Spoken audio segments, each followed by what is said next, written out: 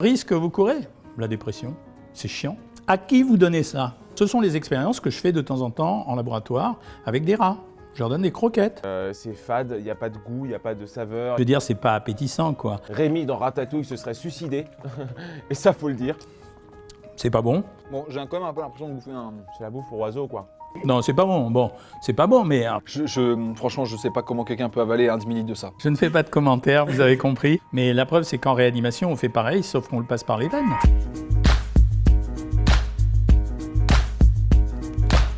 Bonjour à tous, aujourd'hui on va goûter les boissons repas et les bars repas. C'est des aliments qui prétendent pouvoir vous apporter autant de nutriments et de calories qu'un repas normal. Alors c'est vrai que c'est une grosse insulte à la cuisine pour nous Français qui y sommes très attachés. C'est pour ceux qui n'ont pas le temps de se faire à manger ou d'aller chercher un repas quand ils sont au travail. Voilà, pour un gain de productivité absolu, ils ont besoin de ce petit genre de repas avalé en 10 minutes. Vitaline, donc on s'attend à quelque chose de vital. Non mais quelle honte. Au niveau des prix, 5 € la barre feed, 5 € le yop pas bon, 30 € les 1, 2, 3, 4, 5, 6, les 6 bouteilles. Donc 5 € la bouteille. Pour la deuxième partie de vidéo, vu que nous on n'est pas experts et qu'on vous donne juste notre retour instinctif, on va rencontrer un professionnel de la nutrition, le fin gourmet Jean-Michel Cohen, qui a une chaîne YouTube, je vous mets un lien dans la description. À la santé des amoureux, ça m'a tout l'air d'un yop. Bah en fait c'est du yop. On sent qu'il n'y a pas autant de nutriments et autant de sucre. On sent que c'est pas américain. Après je suis pas sûr de finir parce que ce genre de repas, c'est ce qu'on a pu rencontrer dans certaines vidéos de tests. C'est que c'est très vite écœurant en fait. C'est un peu folklorique de tester ça comme ça. Notre corps n'est pas fait pour recevoir de la nourriture liquide donc dans notre cerveau. Le psychisme humain n'est pas préparé à boire toute la journée. C'est-à-dire qu'il a besoin de quelque chose de solide. Un peu comme la France actuellement. Donc là, ça fait, je sais pas, 5 minutes que j'ai rempli ce truc. Il est pas prêt mon shaker. Là, il y a des gros grumeaux, encore des morceaux. Ça n'a pas fini, encore de la poudre sèche. Donc en fait, là, j'aurais déjà eu le temps de... Pardon. Donc là, j'aurais déjà eu le temps finalement de commencer à me préparer un repas ou de descendre du bureau pour aller acheter un petit sandwich ou quelque chose, tu vois. Premier mauvais point, le gain de temps. Alors c'est peut-être pour ça que Feed est parti sur une formule pay to win, quelque part, où tu prends le truc, ça coûte 5 €. Non mais ça faut le dire. Ça coûte 5 €, c'est un grec. C'est un grec, c'est un menu McFirst, c'est une baguette, un coca, c'est ma paye, je plaisante. La réflexion que je me suis faite sur Feed, mais à mon avis ça doit être la même chose que Vitaline, on est sur vraiment une concentration d'éléments au millimètre carré qui est assez forte quoi. C'est-à-dire qu'ils ont... Moi j'ai une noisette là. Ah, bah théorie tombe à l'eau. J'ai une noisette. Bon, j'ai quand même un peu l'impression de bouffer un... C'est la bouffe pour oiseaux quoi. Ouais, genre, je sais pas, les blocs de graines concentrés. C'est immonde. Ouais, c'est vrai. Bon. C'est clairement pas bon. Alors, un mystère, si vous avez la réponse, n'hésitez pas en commentaire. 100% végétal. Pourquoi le business de la nouvelle nourriture est tenu essentiellement par des gens ultra urbains, à savoir c'est gluten-free, bio, vegan, tout ce que vous voulez. Pourquoi il y a une volonté de transformer la nourriture dans nos milieux ultra connectés et ultra citadins? Réponse. Après, tu me diras, le saucisson, ça a été une forme de... C'est un peu la barre chocolatée d'avant, le saucisson, c'est qu'on a agglutiné de la graisse, du sang et de la viande, pas forcément des bons morceaux. On laisse sécher et après on peut bouffer ça, ça te cale pendant une journée. Bon, c'est comme des saucissons. Saucisson anciennement feed. Qui pour que saucisson se reblase feed feed à l'ancienne. Feed médiéval. En fait, vaut mieux t'acheter un saucisson à une grosse baguette de pain. Limite faire son saucisson. Acheter son cochon. Donc c'est pas non plus un gain de temps de ouf. Et c'est même pas très bon. Comme je vous le disais, c'est un yop mal fait. Ouais, non, c'est un yop avec un sale goût quoi. On dirait un yop fait maison. Moi j'adore la rando, tout le monde s'en branle. Moi j'adore la rando et je me dis que tu vois, tu peux pas apporter 2 litres d'eau pour faire tes pâtes, tu peux pas apporter ton kilo de pâtes, tu peux pas apporter ton bœuf bourguignon, ton ta bouteille de rouge. On en a pour longtemps. C'est vrai que si t'apportes ça, bon, tu fais le sacrifice de l'enracinement, du contact avec la nature, mais tu te prends ça, ça peut quand même te sortir d'une mauvaise passe, t'arrives, t'es crevé sur ton bivouac que tu peux pas... On peut se demander si l'être humain ne cherche pas son autodestruction en avalant du yop pour le déjeuner. Est-ce qu'un mec qui est en manque de temps va vraiment aller s'avaler un demi-litre de cette soupe Et le yop, je réaffirme le truc, c'est pas bon. C'est fade, il n'y a pas de goût, il n'y a pas de saveur, il n'y a pas de pépite. Rémi, dans Ratatouille, se serait suicidé. Et ça, faut le dire. Franchement, je sais pas comment quelqu'un peut avaler un demi-litre de ça. Honnêtement, c'est tellement lourd. Et là encore, on peut se demander quelle personne, quel type sociologique mange des crackers pour un repas. Manger des crackers faits à la base pour les oiseaux sud-américains, ça interroge sur le devenir de notre humanité. Et là encore, un hold-up à la Mérine, vitamine B1, B2, B3, B5, B6, B8, B9, vitamine E, calcium, cuivre, fer, magnésium, manganèse, phosphore, potassium, sélénium et zinc. Donc une PS5 quoi le truc. Donc on vous a fait un point sur le goût de ces petites boissons repas. On va aller voir Jean-Michel Cohen, il va nous dire ce que ça vaut vraiment nutritionnellement et même médicalement, si on peut le boire pendant des semaines, etc. À long terme, qu'est-ce que ça peut faire? Et surtout, est-ce que la pub, parce qu'en fait, ce qu'il faut savoir, c'est que les gens qui font ça ne sont pas anodins, c'est qu'ils ont une com, ils ont un business marketing où ils te disent que ça équivaut à un repas, ça équivaut à un demi-repas, ça c'est un repas. Bref, est-ce que ces affirmations résistent à la réalité? C'est ce qu'on va voir tout de suite. Bonjour Jean-Michel Cohen, on va tester avec vous aujourd'hui 3 marques, Vitaline, Inoa et les tenants du marché Feed, ceux qui ont inventé le concept, qui présentent cette nourriture comme un repas à lui tout seul. On va voir si c'est vrai, quels risques on peut noter sur la santé des individus. Est-ce qu'on gagne vraiment du temps? Est-ce que c'est bénéfique? Enfin, bref, on va voir tout ça avec un nutritionniste de talent. On va commencer par les bouteilles. En fait, il faut expliquer que ce n'est pas vraiment un phénomène nouveau. D'abord, le monde est en train de se partager entre 2 catégories de personnes. La catégorie de personnes qui veulent manger bio et naturel, donc qui veulent l'œuf qui sort du cul de la poule, et puis la catégorie de l'homme robot, celui qui a besoin de manger tous les nutriments indispensables pour que son corps fonctionne bien et qui ne veut pas perdre de temps avec la nourriture. Donc ça, c'est un modèle de, entre guillemets, repas presque complet. Alors, il y a une législation assez sévère sur ce type de produit, on appelle ça les substituts de repas, ça veut dire que c'est très encadré. Il doit y avoir des proportions nutritionnelles qui sont strictement respectées. Autrement dit, on doit avoir vraiment tous les apports en vitamines, tous les apports en macronutriments, c'est-à-dire les sucres, les graisses, les protéines. Donc, c'est une législation. On a le droit de faire ça, mais c'est une législation. L'origine de ces bouteilles, elle prend place il y a très très longtemps. En 1929, il y a un médecin qui s'appelle Evans qui dit que pour faire maigrir les gens, on va partir de ça, il suffit de leur donner des régimes extrêmement pauvres, mais en 1970, on dit les régimes extrêmement pauvres où il y a 0 calories ou quasiment comme un jeûne, ça ne suffit pas, il faut rajouter des protéines. Alors on rajoute des protéines sous forme de blanc d'œuf, de yaourt, etc. Et les industriels se disent, mais au fond, nous on sait faire ça. On n'a qu'à faire des bouteilles avec des liquides à l'intérieur qui vont amener des protéines, de l'eau et très peu de calories. Et après, on saute à une autre étape. Et il y a des gens qui disent, mais ça serait très bien, ça serait très pratique d'avoir un repas qu'on va juste boire et qui amènerait tous les nutriments. Avantage, ça concerne en fait un petit segment de marché. Quand c'est un repas complet, ça concerne exclusivement les gens qui n'ont pas le temps de manger. Pourquoi? Parce que manger, c'est bon. Manger, ça donne du plaisir, alors que là, ça ne va pas donner du plaisir, ça va nourrir le corps comme si je vous mettais une perfusion et que je vous donnais ce qu'il faut pour que votre corps marche. Voilà. Donc, ça ne fait pas plaisir, mais ça rend service. D'ailleurs, le segment de marché qui est visé là-dessus, c'est probablement les jeunes qui vont au travail, qui veulent rester devant l'ordinateur, etc. Mais ce n'est pas une vie très, très agréable. Après, à l'intérieur du produit, ce qu'on va remarquer, c'est que c'est un produit qui va contenir ce que la législation l'autorise ou l'oblige à faire. C'est-à-dire qu'on va avoir 400 calories pour 100 grammes, mais la bouteille, elle fait probablement plus que 100 grammes. Donc, ça doit être plus que ça. Par portion, ça amène 400 calories, voilà, donc c'est parce que c'est 100 grammes de poudre. Après, on va regarder la composition, on va trouver 47 grammes de glucides, donc des sucres, avec très peu de sucre à l'intérieur, 7,5 grammes, c'est-à-dire 1,5 carré de sucre. Et puis, on va trouver des fibres alimentaires, 8,6 grammes, c'est conforme à la législation, du sel, des protéines, c'est exactement conforme à la législation. Donc, on a un repas à boire pour lequel on met juste de l'eau et ensuite on le déguste. Après, il faut le goûter. C'est pas bon. mais je m'y attendais. Non, c'est pas bon. Bon, c'est pas bon, mais enfin, ça dépend des goûts des hommes, c'est pas très bon. Et il y a un élément qui va manquer, qui est extrêmement important, c'est la mâche. Ça veut dire que la mastication, c'est un des premiers actes de la digestion. S'il n'y a pas mastication, il n'y a pas imprégnation des papilles pour ressentir les saveurs et il n'y a pas le sentiment d'avoir mangé. Oui, on va voir. Des fois, c'est mauvais. Des fois, ça peut être mauvais un produit et l'autre peut être meilleur. Tomate, à mon avis, il y a moins de risques parce que tomate, c'est un goût simple. Cacao, c'est un goût plus compliqué.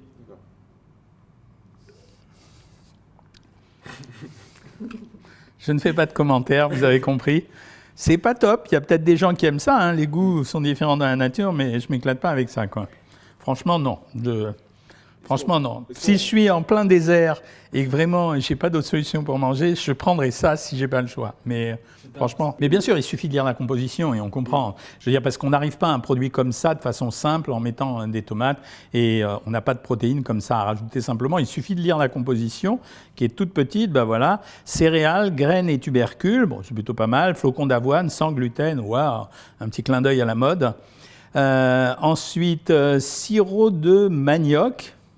Franchement, je n'ai jamais utilisé en cuisine. Lin jaune, farine de sarrasin, huile en poudre. Waouh! Huile en poudre, protéines de lait. Waouh! Cacao, 6,5%. Agave, sel de Guérande, arôme naturel de cacao. Arôme naturel de cacao. Bédacaille, on dit. Lithothamne, acérola, moringa. Bon. Peu importe le produit, ça veut dire qu'il soit bio, pas bio, gluten, pas gluten, etc. En fait, on a quand même un produit qui est abouti chimiquement. C'est-à-dire, on n'a pas un produit qui est naturel, on a un produit qui est abouti chimiquement. Voilà, après, s'il y a des gens qui aiment ça, tant mieux pour eux. Hein. Après, ils ont affiché le Nutri-Score. Ben oui, ils sont obligés d'avoir un Nutri-Score correct puisqu'ils ont respecté les indications nutritionnelles parfaites. Voilà, c'est pas... je veux dire, c'est pas appétissant, quoi. Et après, on rentre dans cette histoire d'homme-robot. C'est-à-dire qu'en plus, ils ont complété besoin moyen journalier, 2000 calories. En fait, le besoin journalier, c'est pas la moyenne pour un mec, déjà. Un homme, c'est 2004. Une femme, c'est 2000. Donc, on voit bien que le public visé, c'est aussi un public féminin parce que la thématique amaigrissement, elle est pas loin. Elle est jamais loin dans ces trucs-là. Et on vous met 400 calories, 600 calories, plus 800 calories. Là, ils nous proposent de manger 3 fois par jour comme ça. Voilà, c'est pas joyeux, quoi. C'est pas joyeux. C'est pas... La nourriture, c'est bon quand même. Hein. Par exemple, quand vous avez des gens qui vous disent être stressés et manger du chocolat ou avoir besoin de grignoter, en réalité, ils font de l'automédication. Quand vous mangez, vous enclenchez une sécrétion d'opiacés de la part de votre propre cerveau, des endorphines, qui vous donnent du plaisir. C'est d'ailleurs en partie pour ça que nous remangeons. Nous mangeons et nous remangeons, essentiellement parce que c'est bon, parce que ça nous amène une dose de plaisir. Si c'est pas bon, on oublierait de manger. D'ailleurs, un Alzheimer, un bébé, en fait, ils vont ressentir des faims biologiques, mais ils ne ressentent pas des faims sociales parce que c'est bon de manger. Et pour bien manger, vous êtes obligé de mastiquer. Et mastiquer, dans une boisson, vous n'aurez pas bon contentement. Vous aurez un petit goût, mais vous n'aurez pas un contentement. Encore une fois, le produit, rien à dire, la composition est correcte. Par contre, ça remplace un repas pour les gens qui n'ont vraiment rien d'autre à faire. De façon exceptionnelle, c'est possible. De façon régulière, ça n'a aucun intérêt. Ou alors, vous êtes un homme robot, un homme machine. C'est un peu comme si je reprends l'expression, comme si vous branchez une perfusion pour amener votre dose de glucides, lipides, protéines. En réalité, le corps humain a des capacités bien incroyables. Par exemple, on peut résister à un jeûne. Il y en a régulièrement quand il y a des grèves de la faim. Les gens résistent 50 jours. 50 jours, ils peuvent aller même des fois plus loin. Donc, le besoin physiologique de manger ne se justifie pas pour quelqu'un qui veut rester devant son ordinateur. À la limite, s'il a un petit coup de barre, ce qui est possible, il n'a qu'à grignoter quelques abricots secs et ça va passer. Mais la réalité, elle est autre. Rien ne vous empêche de commander un sandwich. Là, on est à 400 calories pour 100 grammes. Si je vous donne 60 grammes de pain, c'est 150 calories. Je mets 100 grammes de jambon à l'intérieur, c'est 250 calories. Je rajoute 10 grammes de beurre, ça fait 320 calories. Je mets des concombres, des tomates. J'arrive à 400 calories avec un sandwich et je vais compléter avec un fruit. Franchement, c'est possible de croquer un sandwich et de manger son fruit tout en travaillant à l'ordinateur. Moi, je le fais régulièrement. Hein. Mais la preuve, c'est qu'en réanimation, on fait pareil, sauf qu'on le passe par les veines. Donc, je le crois tout à fait, bien sûr. C'est énergétiquement parlant, au point de vue de l'équilibre nutritionnel, bien sûr, puisqu'il y a exactement ce qu'il faut avoir en protéines, en lipides, en glucides, en sel, et en vitamines et en minéraux. Oui, ok, bien sûr. Mais le risque que vous courez, la dépression, c'est chiant. C'est juste, j'ai pas du tout envie d'aller manger avec mes copains, de sortir ma bouteille et de les voir se taper un burger devant moi, quoi. Je veux dire, c'est pas la vraie vie. Enfin, c'est donc. Et après, quand vous regardez le marketing sur ces produits, vous observerez que les deux marques, que ce soit celle-ci ou celle-ci, le premier terme qui revient, c'est pratique. Ici, il est en gros, d'accord? Et ici, il est en numéro 1, pratique. Donc, ça veut dire, le public qui est visé, c'est un public qui dit, la bouffe, je m'en fiche, mais à la limite, a priori, il faut que je sois en forme, quoi, mais je sais pas, c'est pas parce qu'il mangera pas le midi qu'il sera pas en forme à 4 heures. Hein. Et après, derrière, le reste, c'est des arguments segmentaires, c'est-à-dire, je l'appelle segment, bah ouais, vegan, c'est plus à la mode que pas vegan, et en plus, ça permet aux véganes de l'acheter, donc on se coupe pas d'un marché. Sans gluten, c'est parce que des fois qu'il y ait des gens qui soient obsédés par l'intolérance au gluten, bah ouais, on va toucher ce marché-là. Sans OGM, bah ouais, c'est pour les gens qui mangent, qui essayent de manger hyper bio, hyper naturel. Alors on va rajouter ça. Les autres arguments, c'est des arguments de mode et des arguments de marketing. C'est pas des vrais arguments, je veux dire. C'est pas plus équilibré avec ou sans gluten si vous n'avez pas de problème en gluten. L'effet de mode, il est clair. Par exemple, le gluten, il y a 2 ans, tout le monde en parlait. Aujourd'hui, tout le monde s'en fiche. Donc voilà. Et pareil, vegan, c'est un segment de population. Mais c'est vrai qu'un vegan, il a tendance à avoir... et je suis même pas sûr, parce qu'un vegan, a priori, c'est quand même quelqu'un qui est proche de la nature, qui est proche des végétaux, et donc je suis pas persuadé que ça l'intéresse d'avoir un produit transformé avec des machines qui ont brassé, filé du CO2 dans l'air, etc. Donc je suis pas sûr. Mais bon, c'est leur choix marketing. Mais juste, le rapport entre la nourriture et le psychisme est quelque chose de très important. Si vous mangez peu varié, pas très gai, et en se détachant complètement de l'acte de manger, ça modifiera votre psychisme. Donc, ça veut dire que vous allez vous détacher du lien social. Même si vous ne mangez pas régulièrement avec des copains, vous allez vous détacher progressivement du lien social et vous allez perdre une partie de l'équilibre des plaisirs qui régit notre fonctionnement. La vie est un équilibre des plaisirs. Quand vous enlevez un plaisir, il faut le récompenser autrement. Si vous enlevez le plaisir de manger pour avoir le plaisir de travailler, ce n'est pas la vraie vie. Enfin, ce n'est pas la vie qu'on souhaite. Au niveau de la digestion, ce n'est pas aussi clair que ça, parce que la digestion, elle nécessite quand même, c'est un travail compliqué qui commence par la mastication, par le mixage des aliments et le broiement des aliments dans l'estomac et une forme de prédigestion, puis après dans le passage dans l'intestin où les aliments vont passer progressivement dans le sang après un long trajet. Donc au niveau de la digestion, je ne peux pas dire aujourd'hui que ça soit innocent. Une alimentation liquide, ce n'est pas forcément favorable. Parce qu'on a besoin d'avoir une circulation alimentaire dans le tube digestif, que ce soit au début du tube digestif ou à la fin du tube digestif. Même s'il y a des fibres, on a besoin d'avoir ce type de digestion. Donc, je n'ai pas d'argument scientifique, mais je peux me poser la question. Au niveau de la digestion, je ne suis pas certain. En fait, c'est une barre repas, il doit y en avoir 2 à l'intérieur. Bon, ben donc on retrouve à peu près les mêmes proportions. Ici, on avait 400 calories avec 18,5 g de protéines, si mes souvenirs sont bons. Et ici, on a 430 calories avec 20 g de protéines. Le problème de ce produit, c'est que cette barre fait 100 g. Quand vous faites un repas équilibré, vous avez à peu près 100-150 g de crudité, 150 g de viande, on est déjà à 300 g, 200 g de légumes, ça fait 500 g, un yaourt, 625, un fruit, 150, vous êtes à 750-800 g d'aliments. Là, vous n'avez que 100 g d'aliments. Et vous avez un problème avec l'estomac, c'est-à-dire votre estomac, c'est une poche qui, elle aussi, réagit avec le poids des aliments en envoyant des influx au cerveau. Donc, en volume, en densité, c'est pas suffisant pour mon estomac. En composition, les barres repas comme ça obéissent à la même règle que les bouteilles à boire. Ça veut dire c'est obligatoire d'avoir l'ensemble des nutriments pour avoir l'appellation barre repas. Vous êtes obligé d'avoir exactement les mêmes proportions nutritionnelles. Et c'est d'ailleurs ce qu'on vient d'observer, puisque les taux de protéines sont de 20 grammes. C'est la ration qu'on conseille à peu près dans un repas, minimum quand même. Et puis derrière, on va trouver matière grasse 21,5, donc c'est-à-dire 180 calories. Et on va trouver la moitié de 200 calories, à mon avis, sous forme de glucides. Donc je les cherche, je ne les trouve pas. Glucides, 36 grammes, c'est-à-dire 4 x 6, 24, 150 calories. Voilà. Donc on retrouve à peu près les mêmes proportions. Donc on a le droit de vendre ça. En tant que barre repas. Voilà, on a le droit de vendre ça en tant que barre repas. Insuffisance au niveau du poids, du grammage, ça veut dire qu'on n'a pas assez à manger. Alors bien sûr, on aura le même effet que là, c'est-à-dire le rassasiement sera obtenu par le fait, le rassasiement physiologique sera obtenu par le fait qu'on a suffisamment de glucides, de vitamines, etc. Et après, les compositions, elles sont forcément bricolées, mais il n'y a rien de neuf sur les barres. Les barres, pour les agglomérer, on est obligé de mettre des céréales, des matières grasses, sauf s'il y en avait dans les graines, et de rajouter du sucre pour faire une barre. S'il n'y a pas de sucre, il n'y a pas de barre. Hein. D'ailleurs, on va regarder sur celle-là, c'est écrit tout petit. Alors là, on a sirop d'agave en premier. Voilà.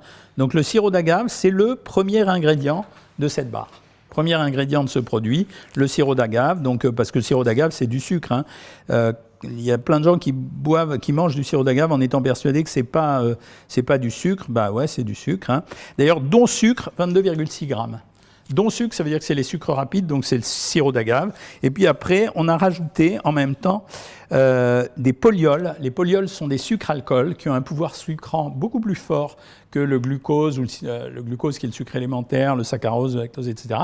Et donc, pour avoir un goût un peu plus sucré, ils ont été obligés de rajouter un sucre-alcool. Ce n'est pas complètement un édulcorant, mais ce n'est pas complètement un sucre non plus. C'est pour ça qu'on appelle ça sucre-alcool. Donc la composition est bonne. Le poids est insuffisant, le produit est un produit transformé, ça veut dire qu'on a bricolé pour arriver à ce type de produit. Après, il faut goûter, mais enfin bon, encore une fois, oh, c'est pas beau. Hein. Je sais pas. Bon, c'est pas grave, je vais le goûter comme ça. Ça se mange, mais honnêtement, je préfère manger ça. Hein. Ça, c'est clair. Hein. C'est plus calorique, pas tellement plus calorique. Ici, on est à, j'ai donné la valeur, on est à 430 calories pour 100 grammes, et ici on est à 418. Hein. Sauf qu'ici on a 100 grammes, ici on a 20 grammes ou 30 grammes, on a combien de grammes, je ne sais pas. On a 20 grammes ou 30 grammes. Mais en valeur calorique, c'est la même chose. Par contre, en répartition nutritionnelle, alors j'ai pris celle-là, mais j'aurais pris celle-là, et j'aurais pu prendre celle-là, hein, c'était la même chose. On est toujours sur les barres chocolatées, on est toujours dans des zones caloriques qui sont comprises entre 400 et 500 calories pour 100 grammes. Ici, on a 400 calories pour 100 grammes. La seule différence entre les deux barres, c'est que je n'ai pas dit qu'il fallait manger les autres barres. C'est qu'ici, cette barre est mieux équilibrée. Ça veut dire qu'elle va avoir plus de protéines, un peu moins de graisse. Les sucres, à mon avis, presque pareil, assez curieusement. La différence, c'est que là, j'ai moins de plaisir que là. Ouais. Voilà. Parce que l'effet qu'on avait ressenti, nous, hier... Vous voulez goûter? Oui. Tenez. Ah vraiment, vous allez vous éclater. L'effet qu'on a ressenti... Du coup, je vais finir. Alors? C'est intéressant d'avoir un deuxième goût. J'ai l'impression que c'est un concentré d'éléments. Vous voyez? C'est pâteux. Ouais, c'est pâteux. Ouais. Ça fait vraiment nourriture d'astronaute ou de militaire en service. Écoutez, j'ai travaillé dans le passé pour l'armée. Et en fait, la problématique des forces militaires, c'est dans très peu de volume, combien je peux mettre le plus de calories possible. Et donc, les astronautes, aujourd'hui, utilisent des nourritures en poudre ou utilisent des barres de telle façon à prendre peu de volume dans l'habitacle ou bien à pouvoir le porter dans un sac à dos quand ils sont en mission. Donc oui, c'est une technique, mais là, on est en guerre, où on est dans un système extraordinaire. Là, je vous dis encore une fois, le problème, c'est que si vraiment vous avez besoin d'aller très vite et que vous avez peur d'avoir une défaillance physique, allez-y, quoi. Vous pouvez prendre une fois de temps en temps ce genre de produit. En faire une alimentation régulière est une erreur. On n'a pas écrit barre repas là, hein, ici. Donc, on a écrit nutrition excellente jusque dans les détails. On est à 377 calories pour 100 grammes, donc sensiblement voisin à 5% près de la précédente. Et on a, il faut se repérer sur le chiffre de protéines en premier. C'est lui qui donne l'indication pour savoir si ça peut être intégré dans le cadre d'un repas, au titre d'un repas ou non. Là, j'ai du mal à le trouver. Hein. Protéines, 16 grammes.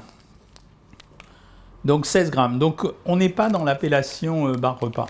Ce produit n'a pas le droit d'avoir une appellation barre repas parce qu'il ne remplit pas toutes les exigences nutritionnelles. Et d'ailleurs, la façon de traiter le produit, c'est assez curieux parce que c'est rien à voir avec l'autre. Par exemple, on n'a pas d'indication. Non, on n'a pas d'indication sur les vitamines ici. Donc, il n'a pas l'appellation barre repas, parce que ça, ce n'est pas sa préoccupation. Là, il se contente de dire nutrition excellente jusque dans les détails. Donc, sans gluten, sans lactose, c'est aussi une autre mode. 25% d'ingrédients naturels, plus de 25 ingrédients naturels, antioxydants, super aliments, phytonutriments, 24 vitamines et minéraux de sources naturelles, mais on ne sait pas lesquels, alors que normalement, il y a une obligation. Source de protéines, mais ils ne disent pas riche en protéines. Source de protéines, aminogrammes excellents, ça veut dire que c'est la nature des protéines, elles sont de bonne qualité. source d'oméga 3, etc. Bon, là, on est surtout dans beaucoup d'arguments marketing, mais je pense qu'ils ne passent pas c'est pas vraiment la même catégorie. Là, on est dans une barre comme ça, histoire si on a envie de remplacer le repas par une barre, mais on n'est pas dans l'exigence nutritionnelle aussi parfaite que Feed est obligé, mais elle sera peut-être meilleure, justement.